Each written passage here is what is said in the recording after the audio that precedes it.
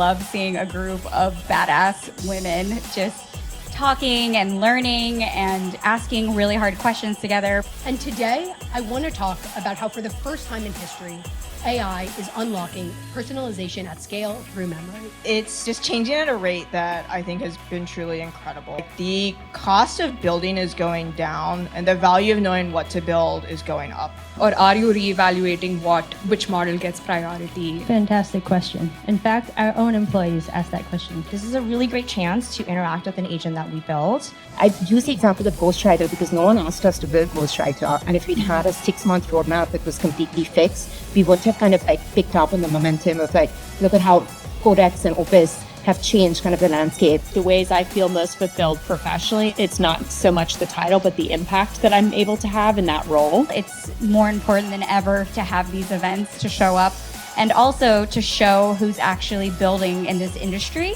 Everyone wants to use this, but we want to use it well, and it's not clear yet what will be sustainable.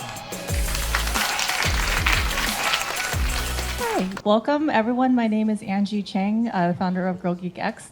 We've been organizing Girl Geek Dinners here in the Bay Area for many years, so I want to say thank you for coming back. And if you're new here, thank you for coming to a first Girl Geek Dinner. I really love hosting them and really appreciate all the companies that are supporting women in tech and sponsoring them and inviting us into their office so that we can enjoy some food, conversation, talk to each other, as well as people who work here and learn about all the exciting roles here at Sierra. And now I want to introduce my co-organizer, Sukrutha. Hi, everyone. There's still some seats up here, by the way, for those of you who are figuring this out. But there's a lot of spots, and there's spots down here, too. Hi, I'm Sukrutha. Thank you all for coming, and thank you to Kelly for making this happen. We've been starved of in-person networking events. So I'll tell you a little bit of history about Girl Geek X, even though, Angie has been doing it forever. I'll tell you the story. Basically, Angie was looking around. I'm going to talk about you as if you're not here. Angie was walking down the street and she was like, what if I created this environment for women to get a sneak peek into companies and learn about what the work-life balance is, what the work culture is, and what kind of cool work that they do through speakers who happen to be women, who are not just talking about what it's like to be a woman in tech, but actually talking about the cool work that they're doing. And so she got Google to sponsor, and overnight, over 400 people signed up. That should just tell you how starved everyone was of events like this. And this was, by the way, back in 2008. Cut to a few years later, I just moved to the Bay Area, and I was like, gosh, I need to meet more cool people. Because I was like, new to the city, and then I found out that it was called Bay Area Girl Geek Dinners back then. So Angie had gotten the most recent event that had happened was at Genentech. So Genentech had sponsored the dinner. And the model Angie had was really cool because it was like, let's do the event at the company. They sponsored it. They showcased their amazing female employees. And they all talk about the cool work that they're doing. And then we will provide the audience and the attendees. And this was started, like I said, with that event with 400 odd people. I saw that Genentech had just had one. The dinner tables had centerpieces made out of test tubes and cool things, and they had fun games. So I reached out and I was like, Angie, I want to help you. So then, it just took off after that. And then 10 years later, Angie had this genius idea to rebrand and call it Girl Geek X. Why was X added, Angie? The 10th year. Yeah, the 10th year, and then X is a variable. So then we started to do podcasts. You can still find us on Spotify or any podcast tool of your choice.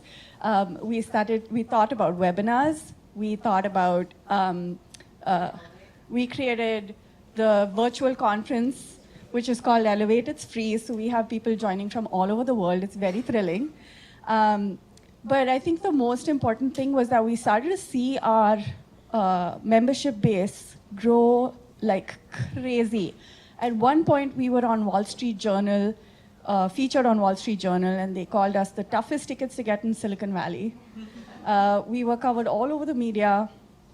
Even my parents were reading about it in Economic Times. So it was just like a wild, wild journey.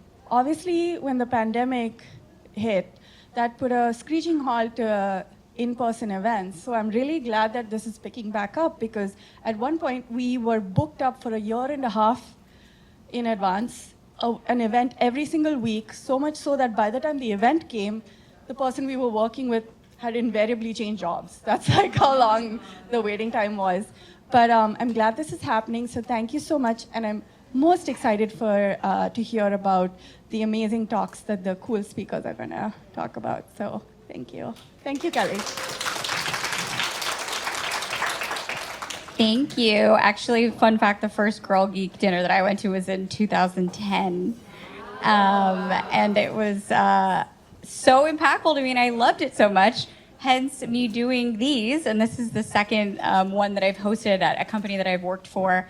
And I always like to say why I like putting these on. One, it's selfish reasons that I love seeing a group of badass women just talking and learning and asking really hard questions together, because for many of us that work in tech, representation is still, tough, and especially for women of color and other diversities as well. So I always think it's just, you can never get enough of it. And I really believe that if you can't see it, you can't be it. And so these events are so important for the younger folks coming out of college, but also just to, especially with these political times where diversity is a bad word as well, it's more important than ever to have these events to show up, and also to show who's actually building in this industry, and that it's not just certain profile of people.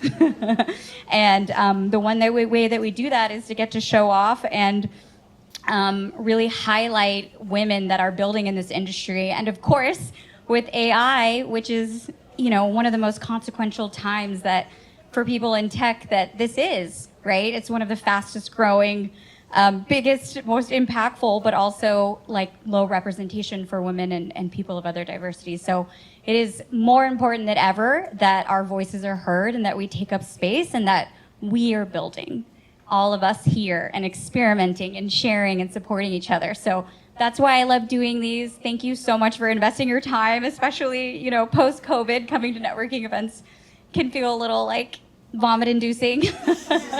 And so I'm just very grateful for all of you taking the time to be here. It means a lot to me, but also it's so wonderful that Sierra gets to host you all. So please enjoy the time. So in terms of our agenda, you guys all can read. We'll do kickoff. We have 3 lightning talks, as you saw on the Eventbrite page, and then we'll finish with a panel. And I just wanted to talk 2 minutes about what Sierra does. So I joined Sierra about 4 months ago, and not everyone really knows what we do, including myself at the time, so I thought I would just really briefly talk about what Sierra does. We were co-founded by Brett Taylor, who's the chairman of the board of OpenAI. So he has quite the side hustle, as we say. And then Clay Bavor, who grew his career all extensively at Google and ran VR and labs there as well. So we have some really great industry titans that are very familiar with the enterprise space. And our mission is to build better, more human experiences with AI, which I think is such a fascinating intersection when we just hear about AI being the foundational models like OpenAI and Anthropic, but we are an applied AI company. And what that means is that you don't talk about LLMs when we talk about like customers getting value from it. And so I think that you're gonna see a lot more surgence of more applied AI companies, and we're one of them. And then I think this part is interesting too from like a history of time perspective. Brett and Clay basically started this company because they're seeing similar patterns in the industry. In 1995, the way that customers were to find your brand or your companies, you had to have a website. And then fast forward to 2015, mobile apps were the same thing, right? Most of you interact with the technology today through mobile apps. And now, 2025, we've hit this inflection point, and now in 2026, we believe that every brand and every product will have an AI agent. So you'll see more of this as we go through. And lastly, when we think about AI agents, it's such a vast and broad spectrum. And what we really specialize in is customer experience. helping you figure out where your order is, any kind of billing questions. Nordstrom's is a great one of like, where is my order? Is it delayed?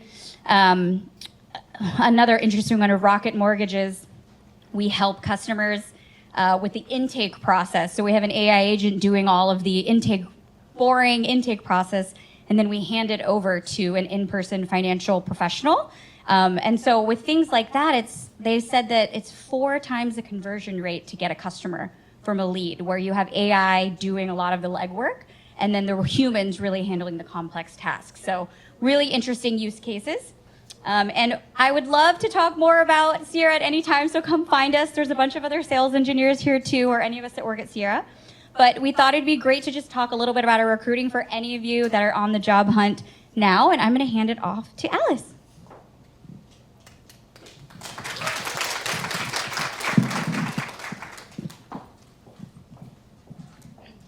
Hi everyone, I'm Alice, and as Kelly mentioned, I'm on the recruiting team here at Sierra. I'm actually joined by 2 of my colleagues, Eleni and Alicia, so if you have any questions about recruiting after, feel free to find us. We'll have name tags, there's Eleni there.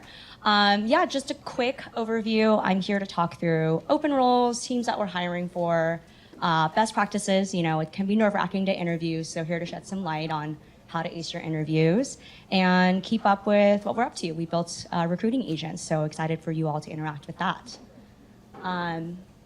So first is just an overview of the teams that we're hiring for right now. Obviously, we're going kind of across the board, but these are the main teams that we're really focused on.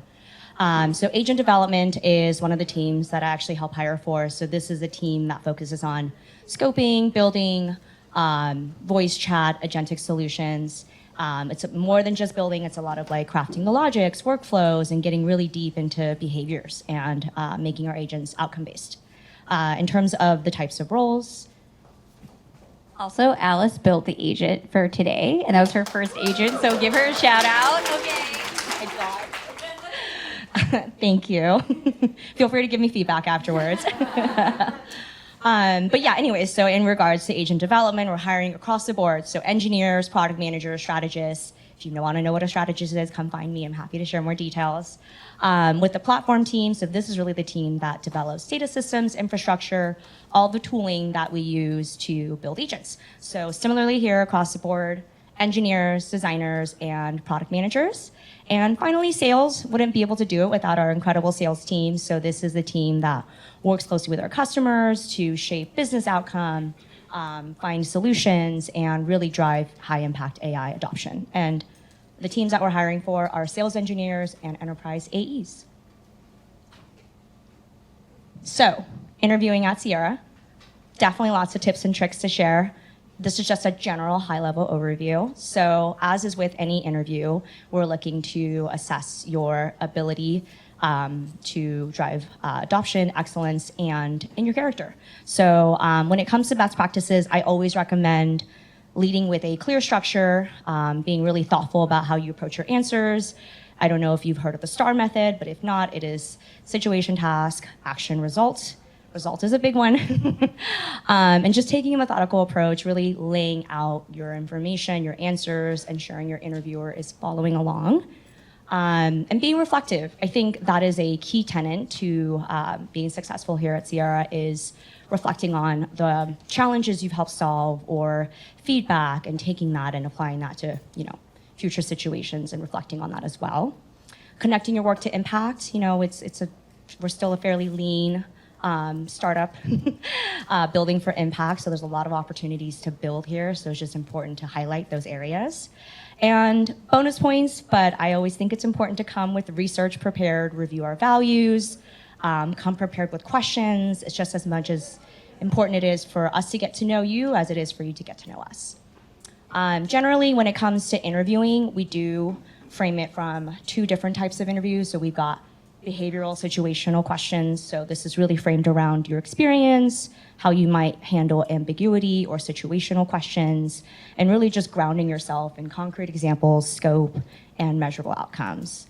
When it comes to the technical side, that will obviously depend upon the team that you're interviewing for, but generally knowing how to dive deep in on solving technical challenges, coming prepared, think out loud, that's a big one, just walking through your approach.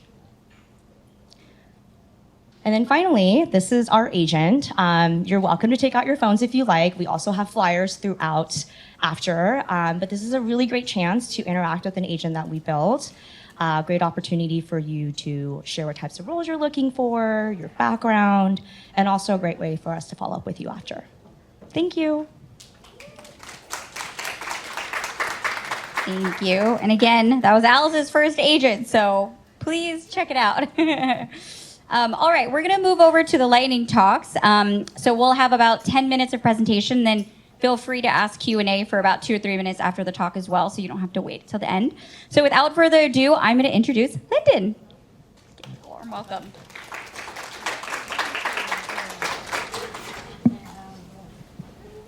Getting situated. Okay, thank you. I actually brought a prop. Hi, everybody. You might have seen this yellow book on the way to the auditorium. It's Unreasonable Hospitality by Will Guidara. Guidara is the famous owner of the restaurant 11 Madison Park, and he's also an advisor to Sierra. His whole idea is that hospitality isn't about being fancy or efficient. It's about specific personal acts of care that make someone feel seen. The most famous example in the book is he talks about a couple that goes to his restaurant. He overhears that they mention they're on their trip to New York and they haven't been able to try a New York City street hot dog. So he runs out, he buys the hot dog, the Michelin staff plates it up, and they serve it to the couple. And that's the whole idea. Unreasonable hospitality is personalization to its extreme. And for most of business history, that kind of thing has been economically impossible at scale. Either you hire an army of people who can understand each individual customer, or you're shipping a general product to a general audience. And when you think about what separates good customer experience from a bad one, the answer almost always comes down to personalization. Does the agent know who you are? Does it know what you want and what you're trying to do? And today, I want to talk about how for the first time in history, AI is unlocking personalization at scale through memory. My name's Linden. I'm a product manager on the agent memory team at Sierra.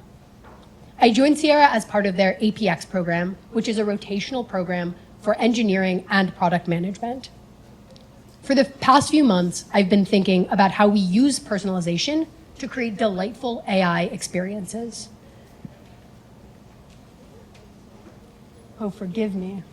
Well, this is my first slide, and I'll go to the next. Most of you probably have an intuition for AI memory and consumer products. I think what's really interesting here, though, is that the two biggest players in the AI consumer space have taken opposing approaches to how they've implemented memory. ChatGPT's memory is generous and automatic. Every conversation starts preloaded with context from your past chats. The design philosophy is the user shouldn't have to think about memory at all. Claude takes the opposite approach. The memory is precise and invoked. Every conversation starts blank, and then when you say, remember when we talked about X to the agent, Claude searches through your raw chat history, pulls in relevant bits, and exposes that in the UI. The takeaway here is that memory isn't one size fits all. How you build the product depends on what you're trying to get out of it. It's also really easy to make memory bad. An OpenAI co-founder recently had a tweet that really struck me. He said, one common issue with personalization in all LLMs is how distracting memory seems to be for the models. And I think anyone who has used ChatGPT or Claude has had an experience like this. I offhandedly mentioned in one conversation with ChatGPT how I had an allergy to peanuts. And now anytime I reference food at all, it injects that into the conversation in a way that is weird and off-putting. So memory really is this two-edged thing. On the one hand, it's the basis for unreasonable hospitality. And on the other end, it can be really creepy and really distracting. And so most of the interesting product work is in how we bridge that gap. So imagine you're calling an airline because your flight got canceled. You spend 15 minutes on the line with the agent. You're finally getting somewhere. You're about to rebook your flight. You've mentioned that you're traveling with your cat, and then the phone call drops. You call back a little while later, and the question becomes, what should the agent remember? A live agent would remember nothing. A live agent would start the conversation from scratch. But an AI agent has the ability to remember. In this scenario, let's walk through 3 problems that make enterprise memory harder than it might seem. The first is where the memory is coming from. In ChatGPT, everything the model knows about you is from information you've provided yourself. This is first-party data. In enterprise, first-party data is just the tip of the iceberg. Sure, the agent needs to know that you have a pet because you mentioned it in your past conversation. But the airline also already knew that you're platinum and that you fly from JFK to LAX every month because they're pulling from their personal booking management systems. This is third-party data. And in enterprise customers, this is often the richer data source. An enterprise agent needs to be able to gracefully handle both. Second, memory isn't one kind of thing. Some of it is structured, like your status, your preferred seat, your in-progress booking. But some of the most important memory is also unstructured. What was the sentiment on the last call? What were the troubleshooting issues that you took to get the issue resolved? Structured memory is what lets the agent act. Unstructured memory is what gives the agent context to act. In an enterprise agent, again, you need both. Third is, when do you surface any of it? This is the Karpathy problem from earlier. You can have all the right signal and still ruin the customer experience by dumping it all at the start of the conversation. No one wants an agent that starts the call with, "Hi, I see you're platinum, I see you're gluten-free, I see you have a cat. How can I help you with your problem today?" What you want is each of these showing up where it's relevant.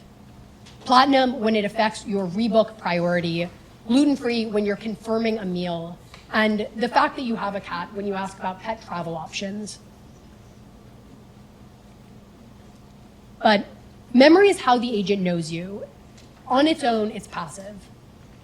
The next layer is the agent doing something because of what it knows about you proactively. Because you travel JFK to LAX every month, and you always pick a window seat, and you always order the gluten-free option, the agent shouldn't have to wait for you to call. It can reach out a week before your trip with a message, "Hey, I've held seat 12A for you, I've pre-ordered your gluten-free meal, and here's an upgrade that we think you might like. Say yes to confirm." That's not memory anymore, that's intelligence. Memory is what the agent knows about you, intelligence is what it does because of it. In the next few years, every company is going to have an AI agent. The ones that win aren't going to be on the fanciest models. They're the ones that figure out how to use what they know about you to show up better, and this is what we're building at Sierra. I don't know if I have time now, but I'd be happy to take any questions about memory here or afterwards.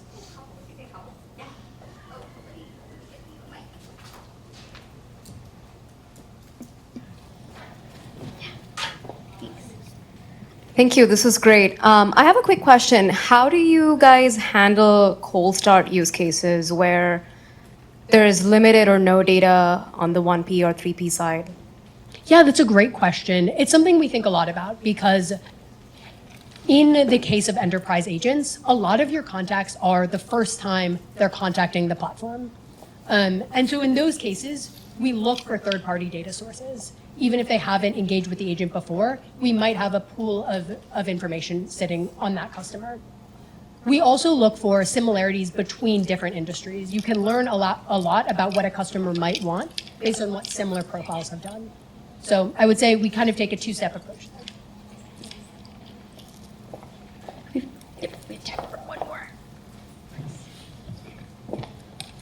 I'm curious about the differences between like B2C and B2B interactions and data and memory and intelligence there, mainly because you mentioned OpenAI, which is B2C primarily, just like Google, and then Anthropic, which is B2B. Did I say B2C initially? And then Completely, yeah. B2C, and like there are different data sets, and like you would think that there'd be a wealth of data, just to piggyback off of the first question, there'd be a wealth of data on the enterprise side, but I'm curious about like how you think about that and what are the like leverage points for quality in intelligence and delivery, given whether or not it's a B2B or a B2C model.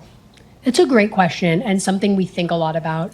Like I mentioned, I think it's common in industry to think about memory in terms of B2C because most people working on memory agents are working or thinking about the ChatGPT, the Anthropic model. But in B2C, we really do have a different paradigm because we're operating with different data sources. Not only do we have that first party information, but we have much less of it because often the recontact rates are low. So I'd say the focus for a B2B model like Sierra is to think about leveraging third-party data in interesting ways. Okay, last one. Mine's a super quick one. Thank you, by the way, for talking us through that. I think memory is super interesting. I'm just curious, how do you on the memory team think about measuring success? That's another great question. We think of success in terms of the customer experience, but of course we have secondary metrics that measure that. All of our agents have a containment rate. All of our agents have a greeting acceptance rate. How quickly did a user ask, like, human agent. And so you can compare in the conversations where we use memory, where we leverage our first and third party memory systems, you see the metrics that matter to the agent improve. And so that's the way that we think about memory success is in terms of agent success, which ultimately is a reflection of customer experience success. All right, well, round of applause for Linden, please. All right, Kim. Okay, so at this point, we are going to finish with a panel. So if my panelists could come up here. Wonderful. Okay, so this is usually my favorite because we get to ask all the juicy, real questions. And so I always love to start a panel with just, introductions, but we want the introduction to be not the polished LinkedIn version. We want to hear the pivots, the pitfalls in 90 seconds. So Sachi, why don't you go first? Hi, everyone. I'm Sachi. Thank you. Hi, everyone. I'm Sachi. I work on the product management team at Sierra. I have been at the company for a year and a half, which in the company's history is quite a long time, not as long as Beth has been here, though. I started my career within engineering. So I worked at a small company, mostly on the back-end side of things for about a year. From there, I went on to join the forward deployed engineering team for several years at Palantir. And, obviously working with large enterprises within specific industries. And it's kind of nice to see a lot of the similarities in the way we operate with what I saw 10, 15 years ago at Palantir. From there, I kind of moved on and went to business school, tried my hand at starting my own company while I was there, and then eventually moved into product roles. I spent the last 6 years or so within developer tools. So I worked in an observability company that was acquired by ServiceNow within products, spent a couple of years at ServiceNow after that as well. And then I led product at an application security company.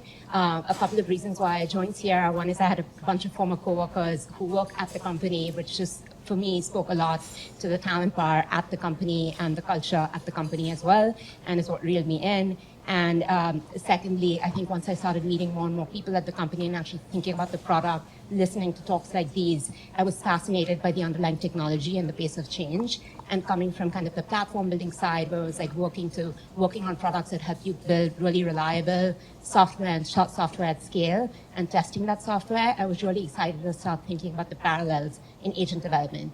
An agent is a new kind of software. It's a new kind of production software. How do you think about building it? How do you think about putting it in the hands of the right users, developing it at scale, testing it rigorously, and so on? Those are some of the challenges I work on at Sierra as well. Wow, you went through a lot in 90 seconds. Well done. All right, Erin, who's a VP of sales. We'd love to hear your backstory. Hi, everyone. Erin. I lead one of our go-to-market teams here at Sierra.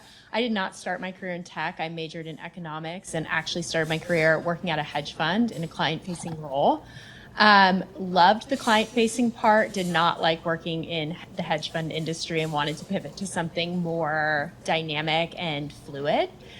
So a pivot, I took a step back in terms of responsibility, in terms of comp, in terms of role, and pivoted into a tech company. Prior to joining Sierra, I've been here about 6 months, which I think makes me old school on the sales team here. I was leading the strategic sales team at Figma. I had a pivot there as well, where I actually decided to stay on the strategic side, leading that organization, shrank my reporting line by 2/3, but really felt convicted on staying in that role with a smaller remit in terms of headcount. So it's great to meet everyone. Excited to be here. Great. And Beth, why don't you finish us off with career journey? Will do. I'm Beth. I'm a Bay Area native, and I went out to college out in Ann Arbor, Michigan. It was really cold. Go blue. It was awesome. I will say I went out there thinking I was going to do consulting or iBanking, and I found out really quickly that was likely not going to be a fit. And so I finished degrees in math and business there, but actually upon graduation, I realized that the biggest risk was not that I would graduate unemployed, but I would graduate and do something that I did not like for 40 years. And so I actually went and did Hackbright before my senior year, which is where I met Angie way back in the day. Learned to code, did a lot of teaching myself, and entered the industry into GE software development leadership program, which was a rotational. After working at a huge company and realizing GE is awesome at building a lot of things, but is understandably not software focused, I actually really wanted to go to a place that was super focused and only had one product. I went to Lyft. I was there for 5 years. I was a staff engineer there, building out in their infrastructure org, building out tools in cloud capacity and efficiency. As one does, at one point I did have a little bit of an existential crisis, and I was like, maybe I actually do want to go back to school. I remember I signed up for the GRE, and it just so happened I took the GRE the same day that Lyft IPO'd. So I remember I took the exam, and I went back to the office and drank champagne with my coworkers. All in all, a great day. I ended up going and getting my MBA at Stanford GSB. That is where I met Natalie Muir, who is my co-founder. We did a Web3 startup for a couple of years after school, and we decided to turn that down at the end of 2023. I took a little bit of a break, and Natalie was pretty immediately like, I just interviewed at this amazing place. You should come. It's everything you're looking for. It's Brett Taylor's company. I said, I'm not sure who Brett Taylor is, but do you like it? And she's like, yes, it's amazing. And so I came and interviewed, and I agreed with her. The thing that really stuck out to me was like, I wanted to be at a place that was going to be opinionated about how AI was actually going to be in the world. As soon as I used ChatGPT, it was so clear how it was going to change my day-to-day. I really wanted to be at a place where I could figure out how is it going to change my grandmother's day-to-day, if at all. And then the other thing is I wanted in particular to be in a role where I could build product, grow as a software engineer, and see what it looked like to actually execute on new customer segments, because that go-to-market cycle, I was really, really terrible at as a co-founder. And so agent development at Sierra was sort of the perfect place for me. Been here for a couple of years, and I'll let Kelly kick us off. All right, thanks. Very diverse backgrounds from different walks of past, but I think also one of the common strings between the three is that all of you have led large teams. All of you have had very fancy roles and titles too, and coming to Sierra, someone even asked me, do you guys even have managers at Sierra? Coming from a very, we have a very flat org structure, and I thought maybe, Erin, you could start us off with, why would you leave your high-ranking, large organization position that arguably was very hard to get to, and why would you all leave that for a small startup in a flat org again? Pros and cons. Yeah, I would say there's a lot of ways to be a leader outside of a title, and when I think about the ways I feel most fulfilled professionally, it's not so much the title, but the impact that I'm able to have in that role.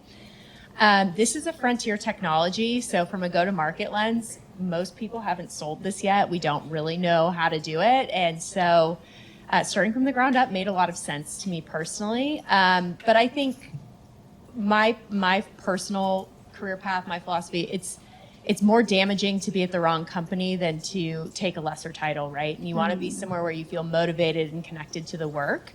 And Sierra was that for me. And I think it's a place where title doesn't matter.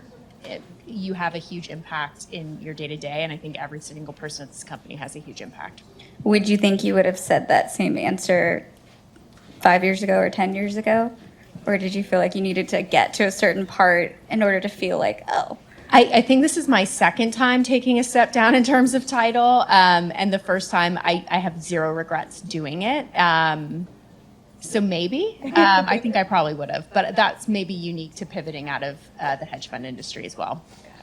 What about you, Beth? Any thoughts on? Yeah, this might be a very engineer's take, but hardly more prestige than being a rock star IC. Kim is living proof of that. I will say for me, it was really about getting to grow skills and build in a space that I felt just was so important, truly. Like I honestly, I knew AI was going to change everything. I'm not the biggest model head. I have friends that are, but I was less interested in kind of that research, and particularly with my background, so many places were interested in me working in infra and capacity, and I really wanted to figure out how this was going to actually solve real problems in the world. And so it was much more about being at a place that would let me do that, being surrounded by people who had that same curiosity and like were willing to jump in. I will say Sierra is growing fast. I'm now leading a team that is larger than the company was when I joined. So all in good time if management is something that you want to make sure to get experience in. Very fair. On that same note, Sachi, I wanted to ask you this as well, because you also came from, a much higher position, but you have a really good perspective on how Sierra operates different than some of the other companies you've been at, large, small, and also started your own as well. I'd love to hear your thoughts on how is Sierra different than some of the other companies you've seen, and pros and cons? Yeah, I think it's vastly different in so many ways and still fundamentally the same in other ways as well, right? So I think a few ways in which I think things are quite different is, no surprise, everyone is shipping stuff like really, really fast now because the technology actually enables us to get there, right? So with that in mind, I think the way we think about product is also just a lot more nimble, I would say. So we don't do, this is the only company I've been at that there's no form of dedicated planning at specific points in time in the quarter, right? Even the smaller companies I was at, we would have some kind of planning cadence. And it's not that no one knows what they're doing and people are just constantly building. There are substitutes for these kinds of things, right? I was just talking with someone else earlier. I was when you're shipping this quickly, think about if you're driving at 100 miles an hour, you need to look further ahead and know where you're going. Otherwise, it's just one wrong turn and you're kind of off on the side pretty much, right? So what we do instead of these fixed planning cycles that timing doesn't really make sense for a lot of teams and all of these things, is we just try and have visions and the main problems you want to go after per product area, right? So for me, it's what is my vision around kind of what collaboration should look like if there's hundreds of people trying to build an agent in our product? What's my vision for the next thing, how do you actually release these agents at scale and so on and so forth, right? And then I think you're just constantly getting customer input. You're learning from the technology, you're learning from the market, and it's not just kind of customers ask for something. The way they're interacting with AI, their concerns with AI might be super different today than they were 3 months ago.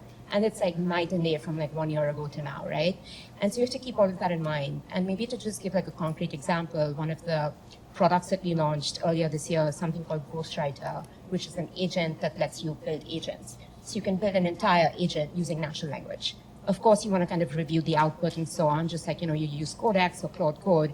You're not going to be someone who's never seen a line of code building away and building a production piece of software, reading authentication. You kind of want to know what's coming out and use it as kind of this assistant that's helping you and expediting you and giving you a lot of leverage.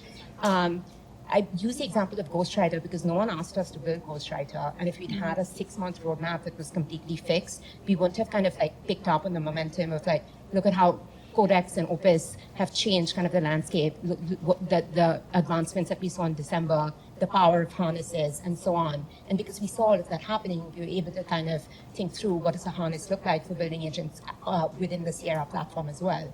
If you were sticking to our regular roadmap, we would have had to wait another 4 months to actually pick up the next thing, right? Yeah, and you brought up such a good point about Claude Code and Codex in the last 6 months completely transforming our industry. How many of you all have used Claude Code or Codex? Yeah, incredible. And how many of you have built your own app at some point, right? And how many of you all have had near zero coding experience before that? That's incredible, right? Like, that's so incredibly powerful. Also love that you guys are all building. But, you know, on that note too, I mean, the nimbleness is obviously required with how fast the industry is changing. I don't know if you have any perspectives on, like, well, all of you as well, what it's like working in the AI industry compared to other industries. And I think from a technology standpoint, you have a really great example, but curious from you too as well.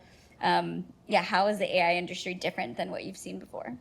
Yeah, it's just changing at a rate that I think has been truly incredible.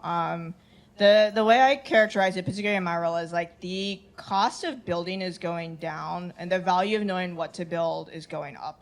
And so the ability to spend time directly with customers, or as Sachi says, very, very nimble, to trust your instinct and to test but verify, you can actually build. I think that comes with some other, we're going to see a change in coordination costs. Already we've seen a number of great ideas, and part of what Ghostwriter was to productize the best practices that we knew internally. And so that's what I'm seeing. And I think in particular, one of the changes in terms of some of the intensity we're seeing in an industry is with the advances coming from so many players in the broader industry is you're going from not just internal crunch, which is, we have this roadmap, these deadlines, but also strategic crunch. And like this idea, like you see an announcement about, Cursor and XAI, and you're rethinking what that means for both how you're thinking about coding, how your organization is thinking about coding, what that means in terms of how they're thinking even 6 months from now. And that has been both incredibly exciting. It's also been where being surrounded by people who, whether they're model heads or just very, very deep in industry news or building, has been incredibly helpful just because everything is moving so fast. I know I can't keep up with all the pace of the industry, and so it's so helpful to have the entire team, the entire company really, really getting rigorous about thinking about what's happening, what it means, not just for us, but for our industry, our careers, our professions. Yeah, Erin and I would love to hear from the sales perspective, buying, customer perspective too. Like, how has it been for you in your experience? Yeah, I would say from the sales lens, the pace of innovation at Sierra is so rapid. It's a highly competitive space. And so I think it has really forced the bar up for salespeople to be immersed in technological advancements, be able to go levels deeper on talking to the complexities of the product. So I think it's been kind of a fun change. And then the pace of innovation, obviously, when you're customer facing and you get to deliver things like Ghostwriter to people is so fun because it's just such a big unlock for them and how they're thinking about their own workflows and adding value to their business. Yeah, and like it's so fascinating for someone that's been in the business for a long time for things to feel so different, but yet, the sales cycle is similar, but to your point, the way that we position, the way how fast the product is moving, it is hard to keep up, and it really keeps you on your toes, I would say. But there's something that you said, Beth, too, about, since the cost of building is dropping, and like, what do you all think, and Sachi, I'll hand this over to you, what are the skills and roles that you feel we should be positioning ourselves more in the room, given those types of changes and rapid development and, maybe engineering or coding not being as, since it's so much more accessible. But yeah, I would love to hear your advice on how we in the room should be positioning ourselves. Yeah, I think with the last couple of points that we spoke a lot about creativity in a certain way as well, right? For me, I come from like a heavy B2B background, and Sierra in a lot of ways feels extremely creative in comparison. And part of it is because our customers are some of the biggest consumer brands in the world. So there is this kind of like consumer experience that we're designing for as well at the end of the day. Part of it is the industry is moving so quickly. And so you're always kind of, having to keep up to date and so on. But also part of it is like the pace of change is just so rapid that you have to build that kind of like intuition to actually see what's around the corner and start building towards that, right? And so it comes back to some of these like player coach examples and moving into IC roles or finding that builder time as well. Because unless you're actually working with the technology hands-on, using different kinds of products out there, getting intuition for like different things. Like we speak a lot in product about developing product sense, and I like to think that's kind of like an equivalent in the AI age where you're using like agentic products, you're developing like model sense or agent sense or whatever you want to call it in a certain way as well. So I guess like my first piece of advice is like if you do want to kind of like build up that intuition and build creative solutions in all of this white space that we have right now, carve out Friday afternoons, Thursday afternoons, move into a role where you're getting to actually be like on the ground floor building things. And also, as we're seeing kind of like organizations flatten and so on, it's so important to have that like player coach mindset, even if you are managing teams, right? It's kind of more of like a coach than a manager these days right now. So that I think would be my biggest piece of advice right now. Thanks. Yeah, and I think the building aspect is so much more accessible now, and especially like I was just talking about how can we use Cloud Code for non-engineering roles or like non-technical roles, quote unquote. But even in the sales side, there's so many ways that you could build with Cloud Code or Codex to help you if you're in a non-technical role. Like we were just talking about someone in marketing wanting to create more Slack automation and things like that. So building has never been more accessible now than ever. So I loved that you said that. Do you two have any tips on like what things should people start doing with AI tools, or what tools would you recommend for people to look at from helping you in your day-to-day job to upskilling yourself or anything on a broad spectrum? I know we touched on it, but the ability to like build apps quickly that are very bespoke, I honestly think has also changed the viability of certain businesses and microservices as well, which I think has been really, really interesting to see. And so a big part of things like not just Ghostwriter, but even what I'm seeing people build is like, where are places that you have true subject matter expertise, and why is that not scaling? And can you build something that can help scale it? The other thing that I see myself lean on more and more is actually my systems design expertise, because these tools are very powerful, but they're often limited by the systems that they're in. And so thinking about what are those right interfaces so that you can safely and securely integrate and like build across more systems, including taking, as the reasoning models get better, what does that mean in terms of enclosed reasoning, and where do you want the human in the loop? Where is the human in the loop the most leveraged? And how can you take more and more of like the places where you see subject matter expertise being really high leveraged and coupling it with AI to truly produce something new? Because I think the other thing I've seen is like, and a lot of what you'll see publicly on our website is known inbound customer service use cases. Agents are going to change the way brands interact with their communities. And like, I'm really excited over the next couple of years, it'll be really design partnering with these flagships in industry to figure out what that looks like. And so just building out like, what are your workflows? Where are you realizing that like, wait a minute, I'm doing this thing, this is my subject matter expertise, how do I scale myself? I think is a really, really interesting thought exercise.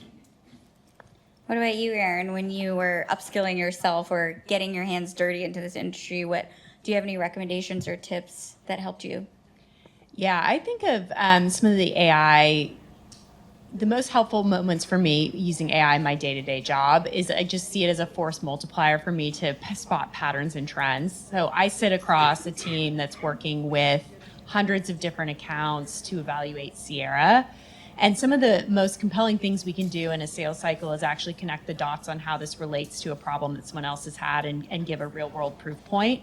So I can leverage AI to help me research across the entire company's work. And so I feel like it's given me the ability to provide better insights to my team, to our prospective customers, to our existing customers. So I can see it as it's a way that helps me scale myself across a lot of different things.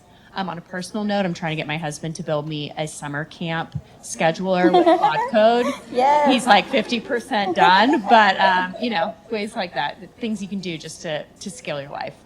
Yeah, there's an incredible woman, Helen, who started Women Defining AI, and one of her inspirations of starting was like mom, like using AI to help be a better mom, and how much coordination, and to your points, summer camps, but it's also like, how can we hack our life? How can we use these everyday tools for whatever we need? And like I said, the accessibility has never been there more than ever. So completely agree with you and love that use case. All right, we have one more question, and then I want you all to start thinking about what questions you want to ask the group here. But I always love to end on, you know, more of a anecdotal note. But what's one thing that you wish that someone had told you earlier in your career? I'll let you think, and then whoever goes comes to you. Whoever comes to you. Something that's always resonated with me, if your next move doesn't inspire a little bit of fear, it's not the right move, and always bet on yourself. I like that one. Yeah, something that I feel just so fortunate is that in undergrad, I had such an allergic reaction to the undergrad business school that I sort of came to that realization, like, oh my God, it's an amazing like feature. I was like, it's not for me. And I didn't actually, at that time, I wasn't really able to articulate with precision why it wasn't for me, but I just like fear. I was just like this fear. All of a sudden, my new biggest fear was, what if I do something that I really don't like for like a long time? And so what I always tell folks is like, hey, you know when you feel it, honestly, and I think it comes in waves and you're ready for something new. I think a lot of times, because it's very good in, you know, professional and personal settings to be able to communicate with precision, but there's a point when you're like, if it's not a fit, it's okay to just be like, it's not a fit. I'm gonna figure out what that is later, but like, I know right now it's not a fit, and I'm going to start looking at other things, because I remember every time that I was ready for something next, actually going out and seeing comparison points helped me articulate, oh, actually, I do like this, I don't like this, I do like this, I don't like this. And so that's my recommendation, is just like, it is important to reflect and be able to look back, because that will help you from making those same mistakes again, although I've done much of that too. But when you know that it's not and you start to feel that, it's okay to not have to like decide right away, but at least start trying to figure out what's next. I like that one. Getting closer to your fears and understanding them better. Sachi? I think for me, it's nothing matters other than working on a problem you care about and finding inspiration from the people you work with on a day-to-day. We spend more time with our coworkers than pretty much anyone else in our lives to some extent. You know, so I say all of this because I think ultimately, role, title, all of these things don't really matter. And in fact, like, one thing that I really enjoy about Sierra is that the roles are so fluid. Like, I'm sure Beth in a given day, or like an engineer, a PM, a salesperson, or whatever else needs to get done kind of thing, right? And it just doesn't matter as long as it's a problem that you care about and you're willing to solve it holistically. So I would let everything else kind of go away. And I think the moment in tech is here where people are just like recognizing good work, and those people who can actually just be like super high leverage folks at the company and just solve important problems regardless of where in the org they sit and so on. I love that. All right, well, round of applause for these incredible women sharing all of their experiences and learnings. I'd love to open the floor and pass the mic if any of you have any questions you want to ask. Yeah. Thank you to the amazing panelists today. My question is actually for Sachi in product management. So you mentioned we don't really do planning anymore in this new era of AI because things are moving incredibly fast. I'm curious how the coordination's done across multiple product managers who are also in the same boat of, hey, I'm building something, I have to move 100 miles per hour, but you're also moving 100 miles per hour. So how do we make sure like that we're all, you know, striving for the right goal and connection points and things look seamless from the customer perspective? Yeah, I think we're pretty like small product team over here, number one, and I think so naturally I think some of the communication channels might be bigger than, you know, a 500-person PM team or something like that. So I'll definitely give us like as like a pass, if you will. But I think ultimately, I think the way you set up the team is so important to make sure that people have like problems that they're going after, and it's kind of obvious, right? So like, for example, if we're thinking through how do we provide like more out-of-the-box capability for multilingual agents. I kind of already know I need to talk to the PM who works on voice, and then I work on the agent building side, so the two of us will kind of like jam on stuff and figure out the plan there, maybe something she's already thinking about, right? And so it kind of becomes like once you have like slightly crisp definitions and people again don't think, even though you have crisp definitions, people don't really care about the boundaries that much because it's like, okay, this is a problem if someone else is solving it, great, here's my input. Otherwise, let me pick it up because it's like high priority for all of these reasons. And then I also think that that overarching kind of strategy at the company and the transparency in sharing that strategy is also really, really important. And that can kind of be a guiding light to make sure people are working on the right things and thinking about the right problems. Another question? Is there a hand raised? Oh, yes, go ahead.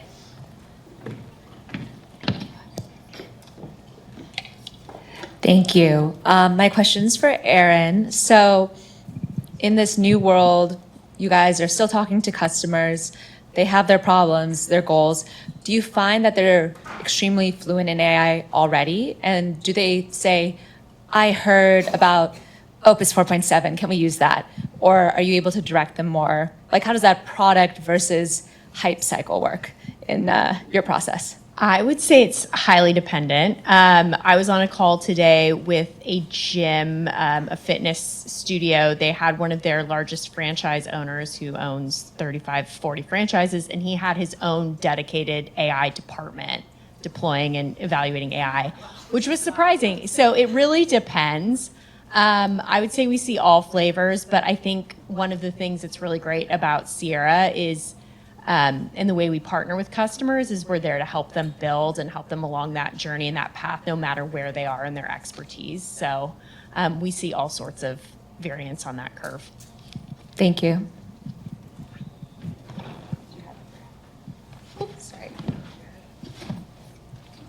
Hey, Annie, if you can answer this one.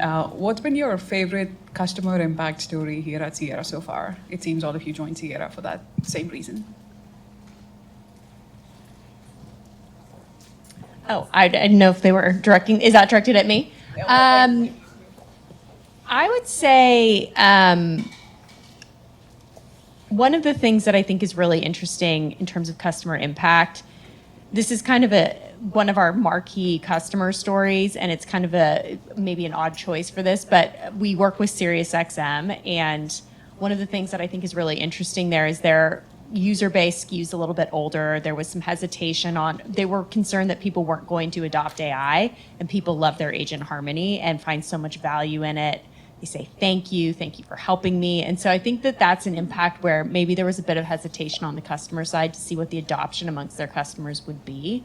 And it's just provided a ton of value for their customers. And their agent is really robust and does a lot of different types of workflows. So that's a story I really like. Yeah, a troubleshooting story comes to mind, which is we do troubleshooting across a lot of our agents. For one major consumer electronics company, we had a troubleshooting call that was 90 minutes. To me, whether I was the caller, the person responding to the call, that would have been terrible. But one, we were able to resolve this person's issue. She was so thankful. It was like the agent is endlessly patient. And then for the customer, normally a 90-minute call, again, would have been really bad for average handle time. When it's an AI agent, totally fine. I mean, yes, inference costs. Kim's on it. Kim's working on that. But like, that really changed my thinking around like what is important. Like some of the ways that we measured really great experience and like resolution and what's the fastest path to get there. It made me really think, oh, all of a sudden this is gonna change quite a bit. And then the other thing that comes to mind is I get to work a lot with retail folks. It is so awesome to work with customers who are obsessed about their brand. And so in particular, they all have this amazing view of like their product, their ecosystem, like their users, like how to make it an amazing experience. And it's so much fun to help give them AI tools so that they can leverage all of that expertise that they have and like turn it into results a lot more quickly. Particularly, this is a group where folks don't always have access to engineering resources. So I was honestly surprised how quickly they trusted Sierra to be their AI expert, but then I realized, once you get to work with a lot of folks, you do have a good sense of these leverage points and can equip them to be really, really powerful. Oh, we got one up there.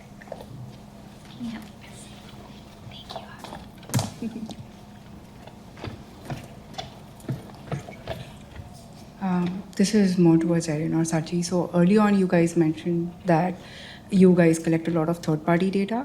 So how does Sierra's performance depend on the quality of the third-party data? And where in your cycle do you try to influence this to make it better? Like, do you give feedback to your customers saying the third-party data you're getting is not good and it's actually impacting the quality of the results you guys are able to generate? How do you guys work around this? I can take a pass, but Linden, if you want to add anything.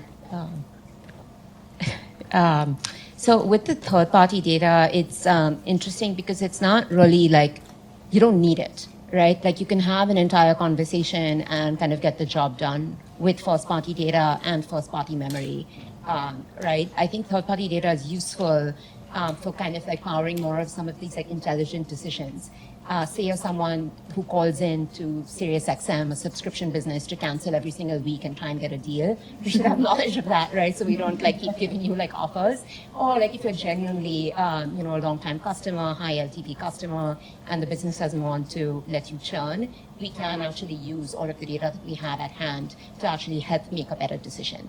So I think if the quality of the third-party data, of course, it kind of like varies company by company, but it is something that companies feel like true ownership of their AI agents, right? They're branded according to like Harmony for SiriusXM. It's not branded as a Sierra agent. They own the agent at the end of the day, and we're kind of like helping them, build it and use our platform to build it and so on. And so when they feel such ownership of that, when they're like testing through their simulations or even starting to roll out the agent to a subset of traffic, they kind of start spotting, okay, like where's the data weak?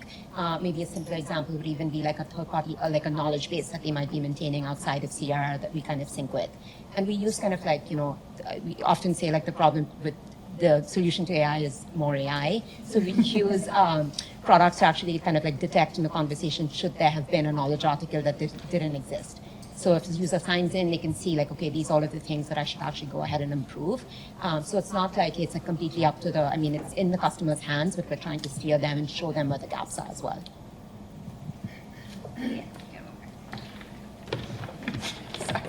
It's okay. Thank you. Hi, I have a question to Sachi. So, as a company who builds the AI agents, I want to know how actually employees are working with AI agents.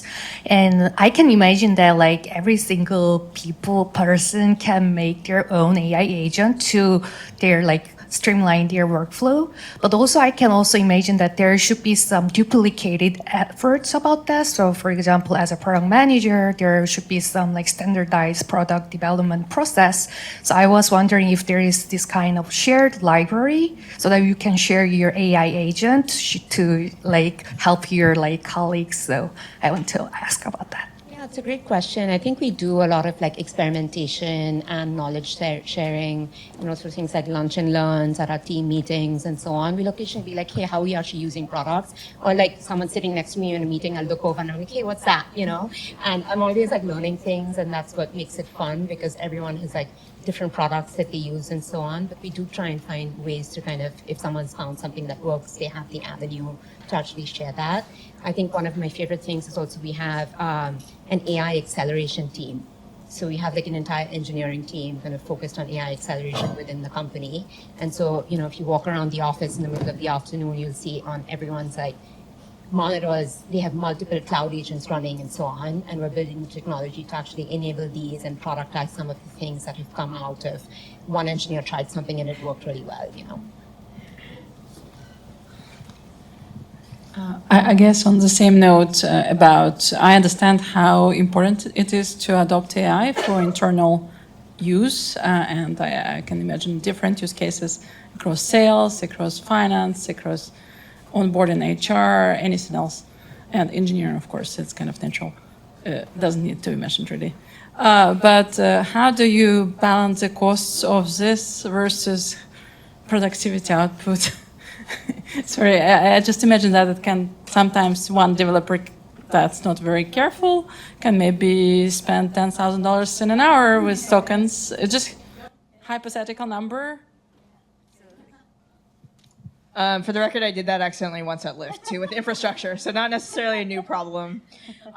It's a good question. And I think like being very thoughtful about how do you want to set up some of the structures, and when does it make sense to help have more support. One thing I love about Sierra is it's incredibly engineering friendly. That means that you can do a lot without friction. I mean, they trust their engineers a lot. That means you need really robust CI/CD. You need really robust ability to roll back. It's an entire principle to think we trust and give agency to individuals to go out and win their space, win these problems. That means you also have to give them the right support, and that includes a lot of observability, a lot of tooling, a lot of signals around what might you have missed, and not expecting that every single thing that is built has completely thought about all those signals, and so instead building out systems that will help you do that. So that's kind of how I think about it from the engineering lens. Sorry. I feel like this is a build off of the last two questions, but with this whole AI agent emergence, how are you guys thinking about governance? And I mean, you talked about it in the context of engineering or individuals trying to execute and display, use tokens, but there's a broader resource use, right? There's tokens, there's finances, there's water, there's energy. And when you lift that up and think about it in the scope of an enterprise or a startups or an organization's broader philosophy on agents, there are a lot of values that go into that. So I'm curious about the values that go into AI agent deployment, because we want to use them, but we want to use them well, and it's I struggle with this on a daily basis, anyway, just that's my question, if that made sense. 100%. And I love what you said, everyone wants to use this, but we want to use it well, and it's not clear yet what will be sustainable.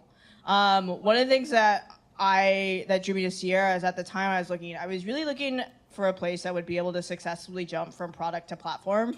And I didn't actually know what that meant. I had seen a lot of great teams and companies, in tech kind of get stuck at that product phase, often with really good businesses, but hadn't necessarily been able to jump out of that. And I actually think that what I realized it actually looks like is being able to choose the right abstractions so that you can optimize in parallel.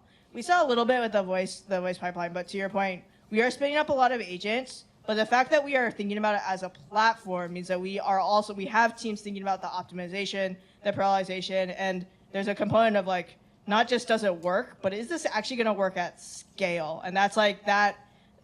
Having that thinking up front and from the founding of the company was really important, just in terms of seeing the technical decisions being made, but also how we act, what are the principles that we actually build on. One of our values is customer obsession, so I think it's very much we're always thinking about doing the customer first, but a huge part of it too is just the ability of we want to be a durable company, a durable platform. We are trusted by customers who already have durable businesses to help them. And so it's really important that we're able to do that, knowing that we have to have a backbone. Kim leads a lot of that backbone to actually serve across different regions, different use cases, and then during these companies' most important events. All right, I think we have time for one more question. Yeah, up there. You gotta come get the mic though. I'll be the mic runner.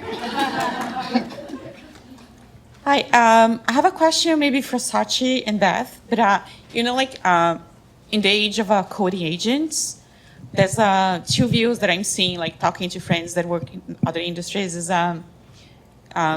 one is, okay, so the code agents are gonna empower the product people, and then you're gonna need maybe less engineers, and the product people come up with the prototypes, and the engineers productize them.